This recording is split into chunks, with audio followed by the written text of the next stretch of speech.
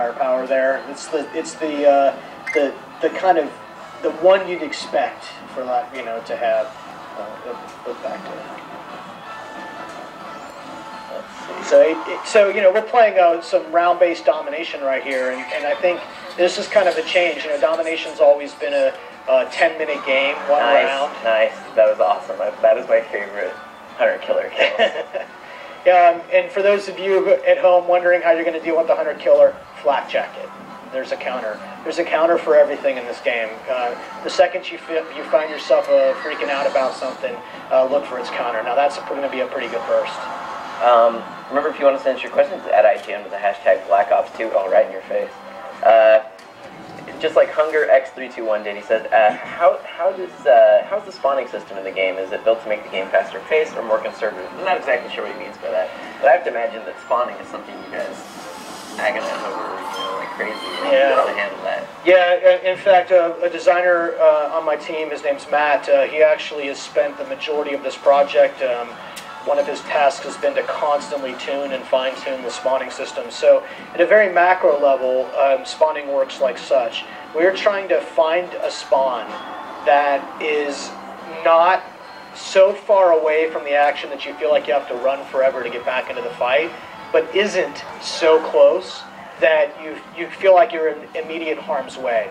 So whenever you spawn in the game, we actually log that. And we log what we call, it's called a bad spawn. This is an dead turn, and it means that I took or received damage within 3 seconds of spawning. So what we're trying to do is eliminate occurrences where you would have a so-called bad spawn. Now it's actually a very difficult thing to do in very small maps like this. There's only so much space in the map. Sure. With 12 players, you know, you run out of spawns really fast and good places to spawn. But we go to a lot of trouble to make sure that the spawning works in a way where you feel protected but not so far removed from the action. And right now we have a less than 2% bad spawn rate. We're measuring all the time. We're fine-tuning what we call a spawn radius. A spawn radius is basically how far away an influencer is that makes a spawn bad or not. That's a lot of dev mumbo jumbo. We're working our asses off to make spawn. You'd be surprised about the dev mumbo jumbo. How much the hardcore fans love to hear that because they're thinking about that stuff too. You know? And I wish I could show you how that all works. You know, we'd have to do a lot of... I guess the thing is, the short story was there's a lot of math that goes on. People don't... Yeah, look, it's something that we take super seriously. We know that there's something that the fans are really passionate about. I hear you, I hear you, I hear you. And we've invested pretty heavily to make sure of this scenario. Yeah, see, there's no lunch, kid. You gotta keep good. This shotgun, though, is particularly brutal in how fast... how the shotgun he was using. Yeah, he's flipping guns all the time right here on Jam Master. Oh, here we go with the ballistic knives. Let's see what he's got. I think he's okay. There you stab go. one. Stab two. Oh, nice. Okay. Okay, that's no. He went conservative on that. He made the right call. I would have stabbed him. You get killed if you shoot. That's because you're just really determined to get a ballistic kill. I really love that animation. Phil and his animation. Blackjack can totally save that guy. Yeah, for sure. Really cool animation when he flips the knives up in his hands like that. Phil and the animators, the weapon animators, did a really fantastic job making these things have some personality.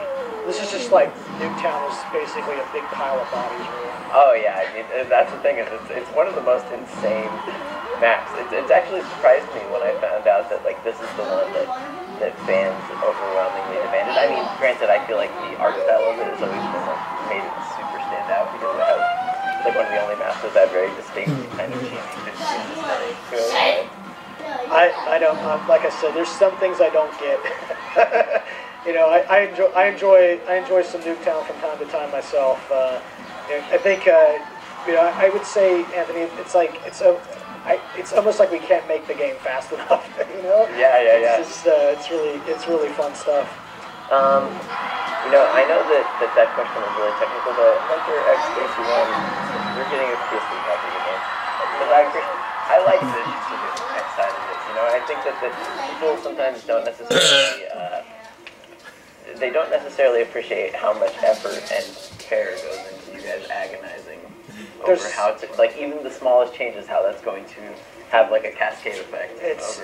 You can say that about everything in the game. I mean, the spawning's just one example. There's a lot of agony involved everywhere. This is a really passionate discourse, so the conversation about what to do and how to go about it and whether it's the right decision, if you could be on a fly on a wall, you'd be surprised how much you argue over this stuff. We're arguing about it as well. So, if you guys want to hit us up at IGN, for those who are just joining us on Twitter with the hashtag BlackOps2. ¿Qué traes, Al? 69 kills. Who says, how do you ensure the weapons are balanced appropriately so that one isn't overpowering all the others? Like, that's got